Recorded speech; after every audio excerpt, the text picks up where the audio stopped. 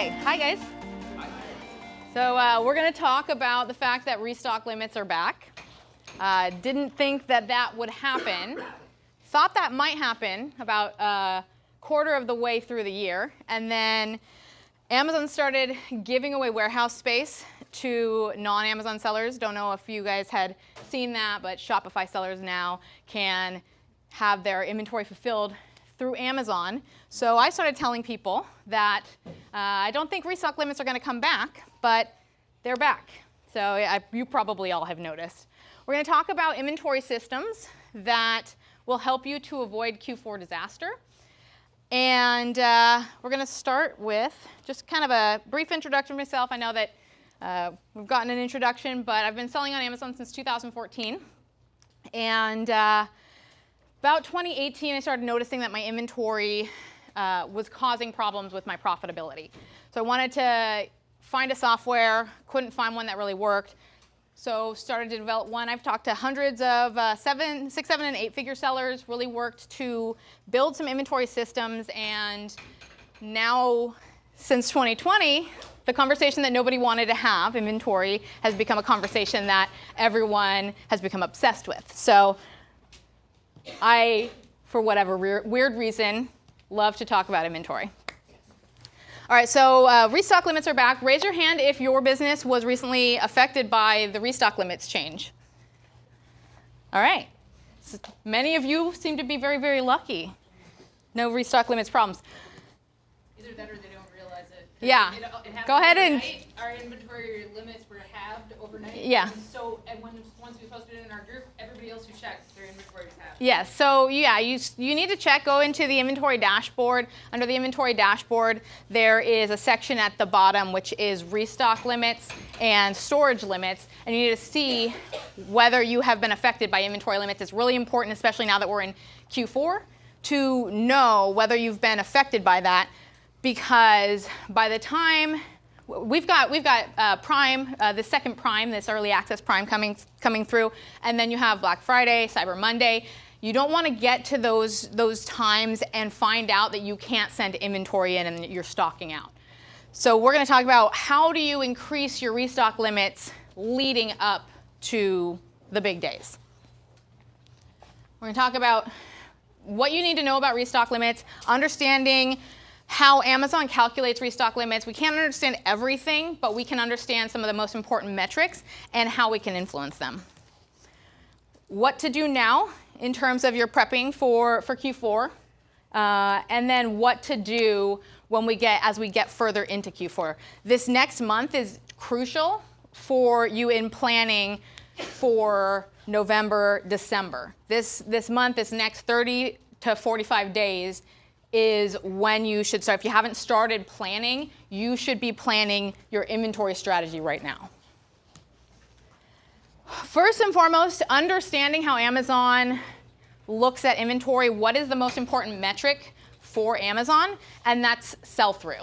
Sell-through, if you are familiar with the Inventory Performance Index, the IPI score, every single one of those 4 points is influenced by sell-through. So if you focus on sell-through, you're going to influence every factor that Amazon really cares about for inventory.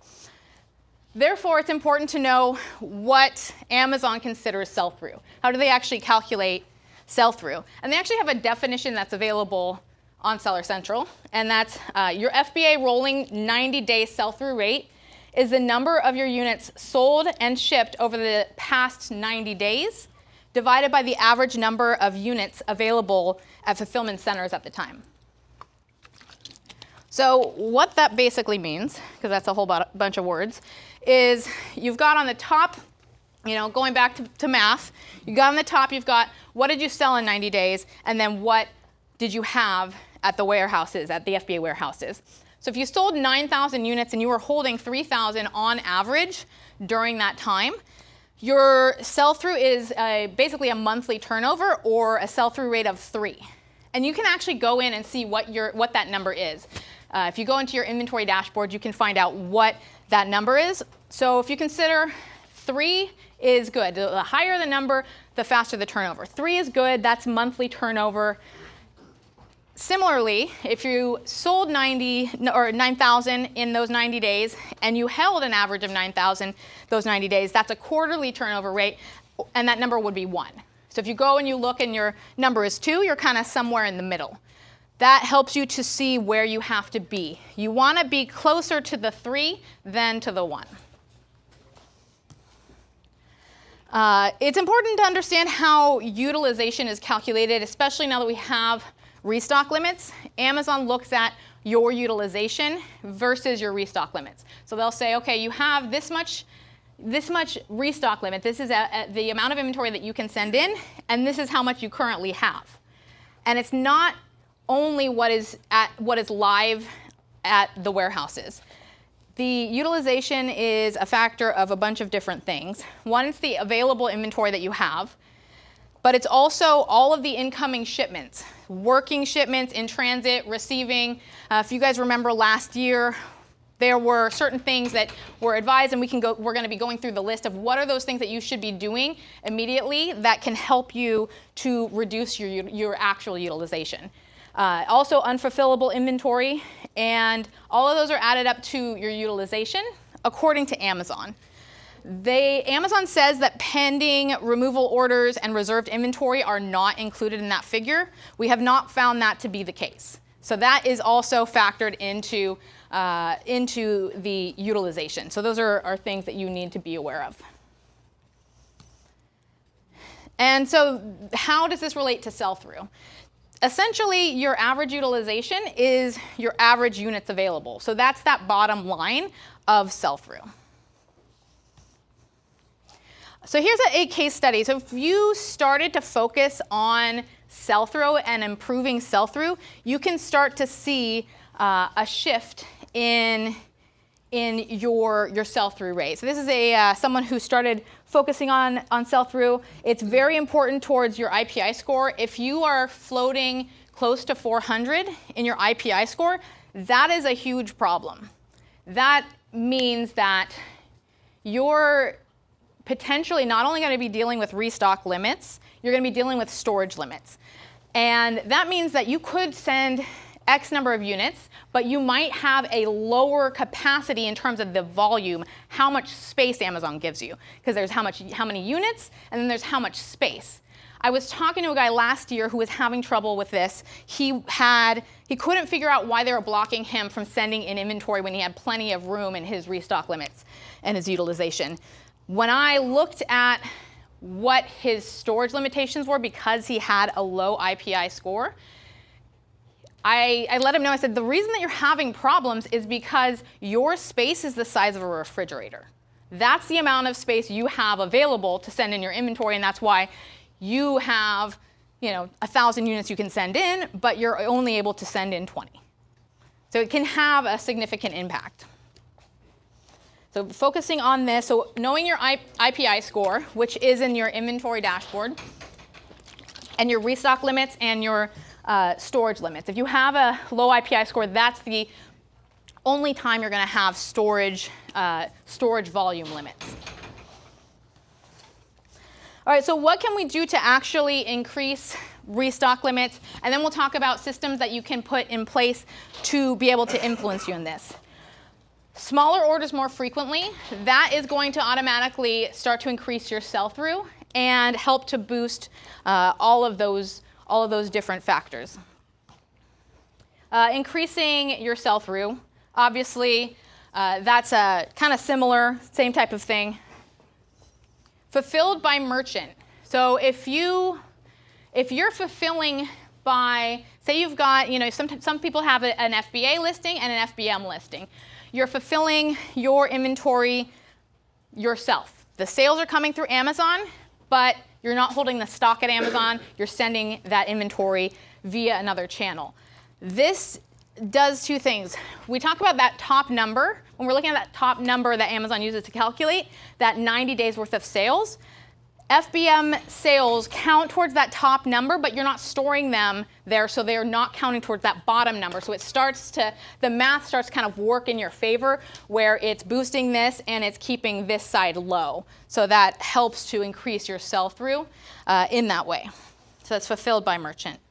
It's also just good to have it as a backup, which we'll talk a little bit about backup plans in a minute. Multi-channel fulfillment. So Shopify, if Shopify is being fulfilled through Amazon, you're using Buy with Prime, those types of things, those sales are coming through. They're actually counting towards your restock limits.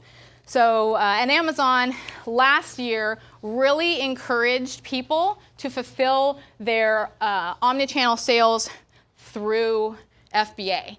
And they were giving some boosts. Haven't heard of it happening yet, but they were giving significant boosts to people who were doing that. So could be that is something that works in your favor. We haven't seen all the data on that yet, but could be coming in the next couple of weeks. Who knows? We'll see. Things that hurt your restock limits. Stockouts. Obviously, stockouts are going to hurt your restock limits. Amazon does not give you the benefit of the doubt that you could have sold more if you had been in stock. They take that 90 days, right? When we look at sell-through, it's that 90-day period. It's not 90 days offset by your stockouts, right? They're not looking at that. So when you stock out, you're going to have a reduced restock limit. You're going to be allowed less inventory.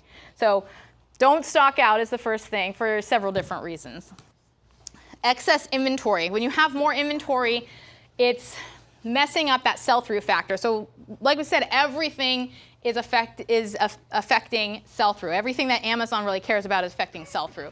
So excess inventory reduces your sell-through rate, and that is going to hurt you as well. So don't send in excess inventory. You really want to have a good forecast and really predict how much you're going to need and send in what you need, and then have a system to determine what you're overstocked in and how to move it.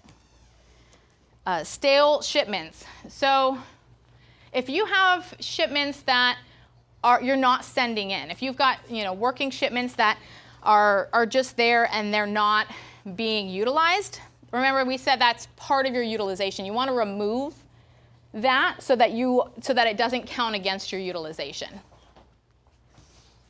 Slow sellers. So this is similar to excess inventory. This is inventory that's not selling very quickly is going to negatively impact your restock. So you want to have a way of determining what is a slow seller and how do I actually move it. All right, so I don't know why that was a little bit funky. Okay, what to do now is delete unnecessary inbound shipments, right? So go through all of your shipments and see, are there any shipments in there that we should delete because we're not actually going to use them? Flash sales. You want to start looking at what are those products that you need to move, that you can move. How can you move them? Can you lower the price? Can you do coupon codes? What is it that you can do to move those things? Consider liquidation. Don't necessarily recommend liquidation unless you can't move it through a flash sale. And that's because liquidation, while it removes inventory, it doesn't contribute to your sales increase. So it's more valuable for you to sell that inventory than remove it, because it's going to affect both sides of that sell-through equation. Removal orders, same thing. It's not going to contribute to your sell-through rate. It is going to free up some space, but consider removal orders. Know what the cost is. The cost has significantly increased, especially if you've got dimensional weight as a factor. That came out in January. If your product is very large but lightweight, like a pillow, it's going to be significantly more expensive for you to remove that inventory. Like we talked about, set up FBM. This does, like we said, boost sell-through, activate multi-channel fulfillment. And then if you have been invited, this is a pilot program, but it's going to be offered to more and more people as we go on, is Amazon warehousing and distribution. This is something that was announced right around the time the restock limits were announced. And this is a way of, if you're using this, it's kind of like Amazon is now becoming your 3PL. They've got off-site upstream inventory. They're going to keep your inventory. They're going to send it in as it's needed. And they've got fairly competitive rates. Compare it to what your rates currently are. They may or may not be saving you money, but they are fairly competitive. And the only thing is you have to, they still probably have to work out the kinks, so we don't know. We haven't gotten reports back from the people that are piloting it yet as to whether it's fully reliable. So you don't want to send everything to Amazon's warehouse. You would want to keep a backup with your 3PL. Don't shut down your 3PL and move everything over to the warehousing. The benefit of this and why I bring it up is that your restock limits will be waived for any inventory you send there. So if you're having problems and you've been invited, if you don't know if you've been invited, try to keyword search in your inbox and see if you were invited, because there are people that are invited. I'm sure there's someone in this room who's probably been invited to this. I don't know why my automations are so messed up. Okay, systems to adopt, faster FBA shipping time. So one of the things that used to be done was putting your shipping labels, your FBA shipping labels on your cartons before you sent them over to China or from China. And now I know that at this point your stuff should probably be here by now. Hopefully it is.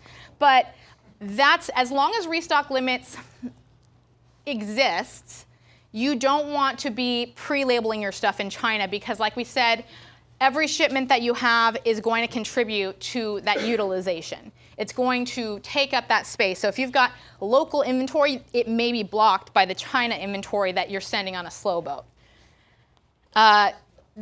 The other thing that you want to consider is, and we'll talk about this in more detail, logistics flexibility. I'm going to talk about what logistics flexibility is. It's essentially backup planning. So we'll talk about what that backup plan is. We're going to talk about min-max restocking. It helps you to send in smaller orders more frequently in a very systemized way. And then I'm going to talk about inventory-minded marketing. So first, logistics flexibility. Having a plan A, having a plan B, having a plan C for your plan A and B.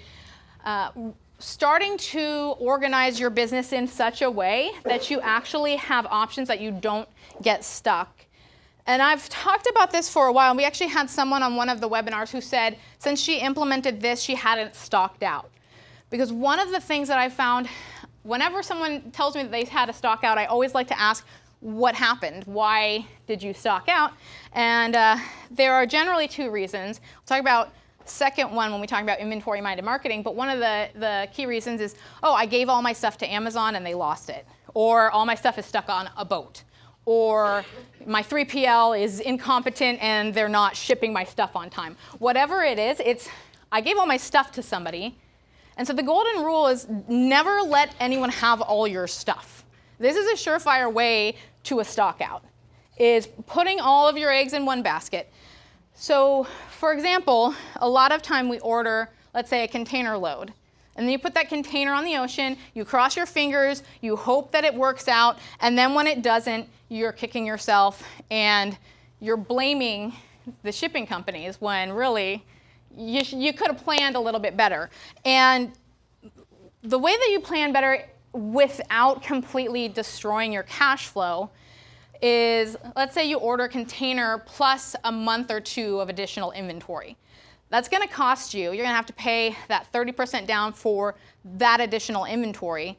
But what you do with that is you keep the additional inventory. You put everything on a boat except for that 1 to 2 months. Have your supplier store it. And you can sometimes negotiate for them. They'll store it for free usually for, let's say, 3 months or so. They'll store that inventory.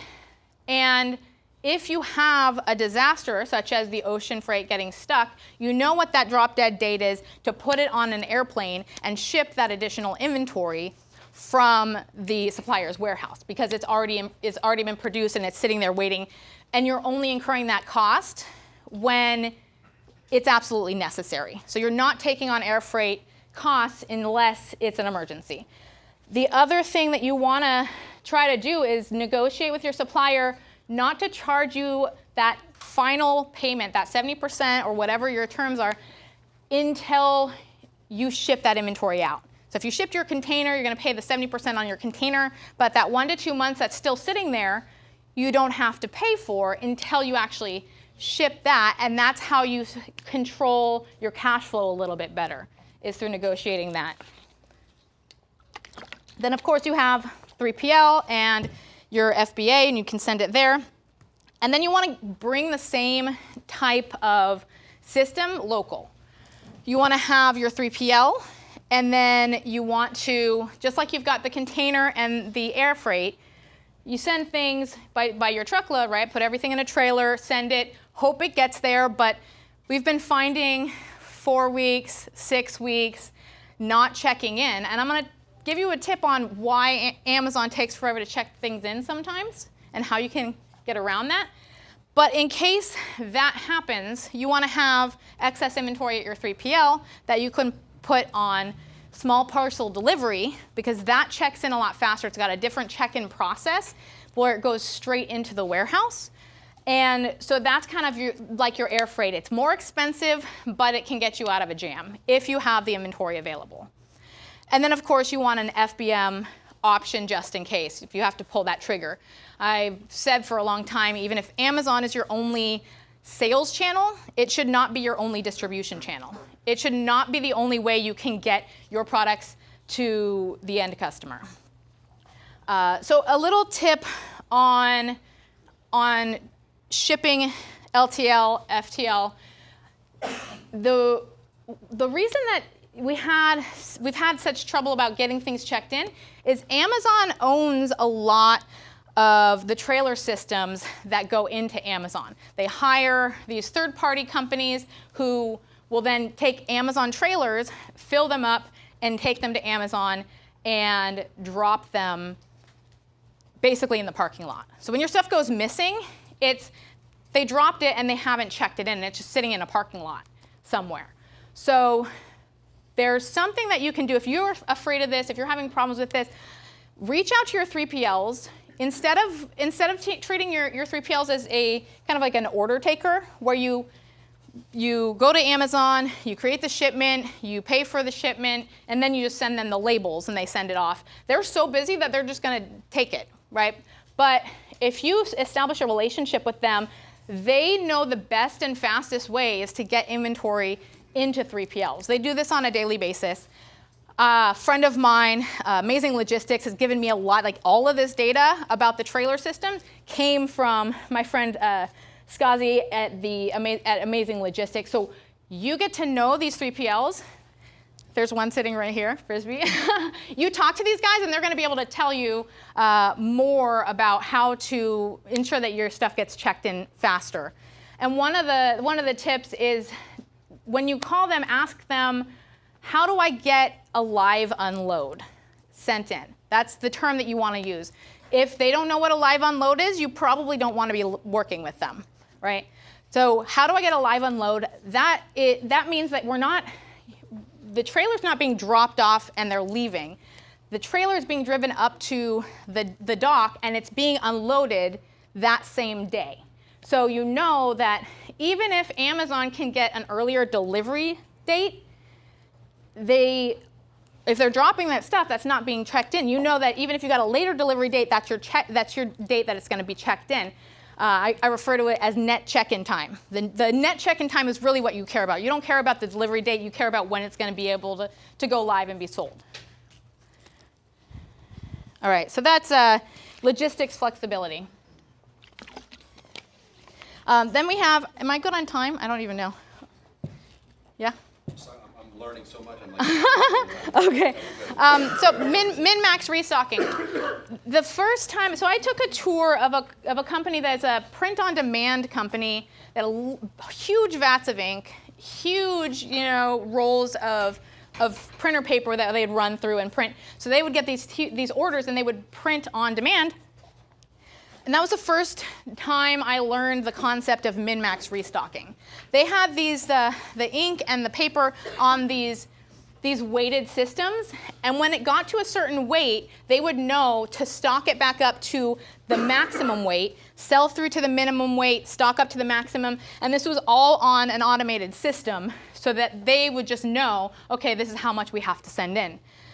that is something that becomes extremely valuable. How many of you in your own business do your own inventory?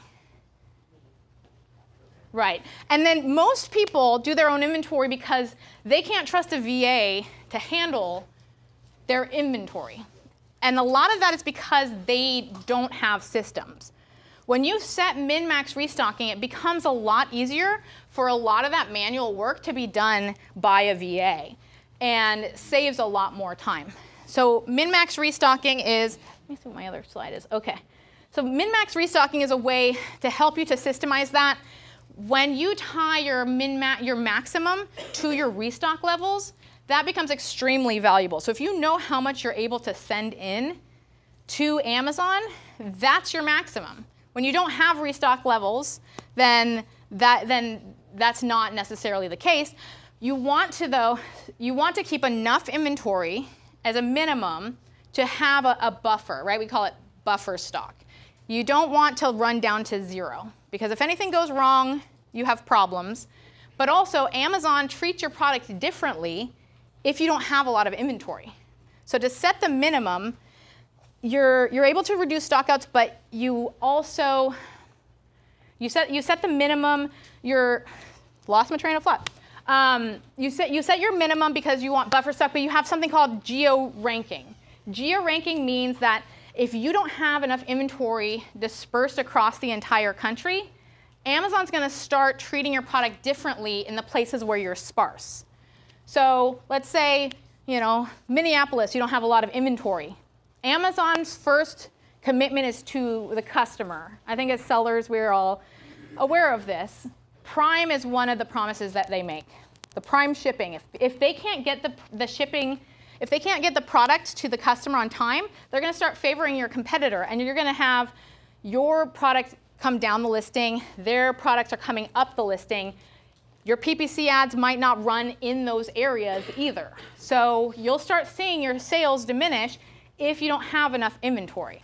So you want to keep 45 45 days of inventory is a good range from your minimum. I wouldn't go any lower than 30, but 45 is a good range. And then 90 is probably the top range that you want to sit. So between 45 and 90 days is generally a good rule of thumb. So setting, of course, you may not be able to do that when you have restock limits issues. You may have to send in more frequently, but that's kind of a sweet spot. Let's see. All right. We're going to get into something that I noticed early on. Like I said, when we were building out SellThrough, I onboarded pretty much all of the people that came into the software for the first year and a half. So I got to have a lot of conversations with a lot of sellers, 6-figure sellers all the way to 8-figure sellers. And the problem was across the board. Like people, 6-figure sellers and 8-figure sellers were all making the same mistake. And it was before restock limits, the #1 reason that people ran out of stock, and that was marketing themselves into a stock out. We're extremely marketing focused as a community. One of the things that I've been working to shift is that you got marketing, you got inventory, you got cash flow, and those things have to work seamlessly together. But when your marketing team and your inventory team are not talking, I've even talked to people who lay their head on the same pillow in the same bed, marketing and inventory, and they stock and the marketing stocks the inventory out. Like married couples, there has to be some sort of system to get that communication happening. So I think there's this shift into having a proactive approach to inventory rather than a reactive approach, which has been generally where we've all been running our businesses. I definitely have been guilty of that. So to drive the point home, I created a term which is inventory-minded marketing. If you put the word marketing there, I think that most of the people tend to pay more attention when we talk about marketing. The way this developed was, first and foremost, I said, the inventory team needs to have the marketing plan. They need to know that you just went to a conference, you learned this new hack, and you're about to blow up one of your products. Say 15% increase overnight. Can your inventory actually handle that? You need to vet that out. So the inventory team needs that data, and you send that data to inventory and say, okay, this is going to work for all of these products. Don't do it on that product because that product's about to stock out. And we know stockouts are very expensive. They're more expensive than you actually think when you start looking at the cause and effect. We have the sales that you lost. We have the air freight, if you have to air freight something over, the restock, the re-ranking costs, and those are generally the things that we're looking at. The things that you don't consider are the money that you spent in ad spend or coupon codes to run yourself into a stock out. When if you had really looked at it, if you had full price sales and didn't have as quick of a burn rate, you would have made more money because you wouldn't have lost to coupon codes. I actually had someone I was working with who had a Mother's Day sale, 20% off coupons, and the next month was stocking out. So could have not done that Mother's Day sale and made a lot more money. Then if you're paying a PPC agency to market you into a stock out, that's an additional cost as well. So having that marketing plan is important. And that was where things started for me. Started talking about this a lot for about a year, and then realized that I was letting the inventory team off the hook. The inventory team actually needs to provide data to the marketing team that then informs that marketing plan. So that data goes to marketing, and marketing starts to take a proactive approach and realize that they are responsible for inventory control, just as much as the inventory team is. And there are 4 reports that I recommend, and we'll walk through them. First and foremost, this is the marketing plan. We have actually a downloadable free template, which is at SellThrough.com/tools. Bless you. Oh, we want to know first, what is that sales velocity? Are we looking at a 30, 60, 90-day sales velocity? Are we looking at last year's sales? What is that we're analyzing for each of these SKUs? Then are we looking at trend? Is there a product that has a significant trend from quarter to quarter, year to year? Is that going to be part of the calculation? Are we doing a PPC campaign that we think is going to boost our sales by 10%? That's something else that needs to be indicated. Do you have any lightning deals? This would be extremely helpful to know in advance. You have lightning deals. This could be influencer marketing. This could be email campaigns. You want the date range and the total number of units you think are going to be moved at that time. And then you have seasonality, right? Are you coming into a sales season? You have barbecue products and summer is coming and you think you're going to boost sales by 200%, whatever it is. That should go into the planning also. Then we have the inventory reports, the reports that inventory should be sending on a weekly or a monthly basis, depending on the speed of your business. The stockout risk report is the first report. This is just basically, are there products that are at risk of stocking out? What is the date that they would be stocked out based on our current burn rate?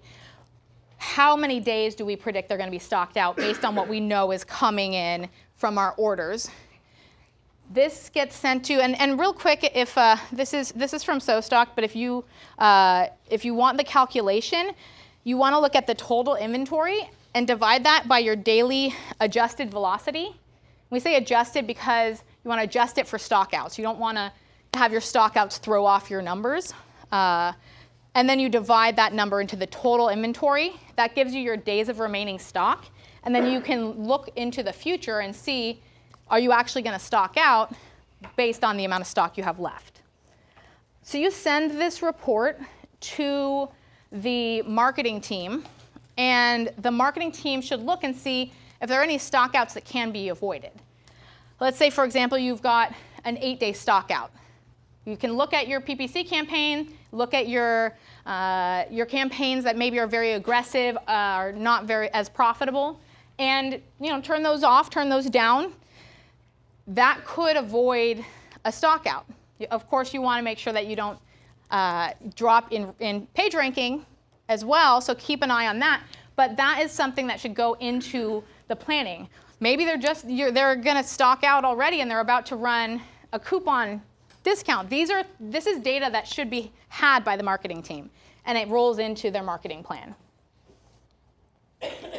Then you have the slow sellers report. This report is not your complete dud products. This is like the kind of red flag products. I call them the move it or lose it products. This is going to be a range. So it's going to be a minimum and a maximum. And let's say it's not quite viable. It's not quite a great product. It's not a success in your business, but it's not a complete failure yet. For example, we'll say between 5 and 20 sales a day. You say, this is not a great product. It could be a huge risk for you. And the reason that you want this list to be available to the marketing team, because that shows the marketing team that they need to market this product at the top of that list so that it no longer becomes a danger product for you. Because what's going to happen is that it's going to continue to collect fees. Every single month that you have those products that you're not selling them, they become less and less profitable. So you have a lot of times you have your profit margins based on the landed cost and selling it that month, but you're not factoring in that every month you're paying for storage. It's also affecting your sell-through. It's tying up your inventory, your storage limits. If you've got a slow seller that's sitting in there and your best seller is all of a sudden blocked during the holiday season, you're in trouble. So devising a plan to move it out the top of that list so that it doesn't fall out the bottom of the list into the liquidation report. The liquidation report is that those real dud products. It's just a minimum. So we had a minimum and a maximum with the slow sellers. We have only a minimum that's right below that. Let's say, in the same example, under 5 units a day, we want to get rid of that product. The marketing team, rather than what sometimes happens, is let's just ignore it until it sells out and just kind of like, put the blinders on and focus on the things that are actually making you money. This is costing you money. So think of this as money as well. How do we move this product as quickly as possible? And can we make money in the process? And can we earn restock limits, right? If we can take, 1,000 units of a product and we can sell through it very quickly, we can regain some of that capital to invest in other things. We can restore that space, and that adds to our restock limit so that we can put more profitable products into Amazon. So liquidation is an important strategy, especially if you can do flash sales and you can sell through it. Because when we think liquidation, we think, okay, a liquidation company. But I want you to think first about liquidation as a concept for gaining restock limit space. You can liquidate if you absolutely need to and you can't move that product. Amazon has a liquidation program that you can use. There are other programs. Backtrack is a program, back-track.com, where they sell it and they split the profit. You do need to do a calculation in terms of what Amazon's going to charge you if you're going to remove it and use an outside company, or what Amazon is going to give you. It's not going to be a lot, but it could help you recoup some of that capital if you can't sell it yourself. Okay. I think this is one of the last slides. Then we have the overstock report. The overstock report is what it sounds like. What is your excess inventory? So we could set it to above 90 days. A lot of times you'll get your liquidation products on this report. Your slow sellers will appear on this report. But sometimes your best sellers are on this report as well. The thing that's good about that is if you've got a best-selling product and you want to rank it for a specific keyword, this is kind of, the inventory can be considered as an asset. It can be considered as a liability, every month costing you money in storage fees, Or it can be considered as an asset in that you have this excess inventory that you can use to push specific keywords, to drive ranking, and also to buy restock limits. So think of it that way. How can I convert a slow-selling product or excess inventory from a potential liability into an asset by just thinking about inventory a little bit differently and what it can buy me? The other thing that's really great about the overstock report is that if you see a product on the overstock report and on the slow sellers report, you know that you've got to move that slow seller. Now you know you have the inventory to run the campaigns, to produce the rankings, to increase the traffic, to help you to move those products out the top of that list.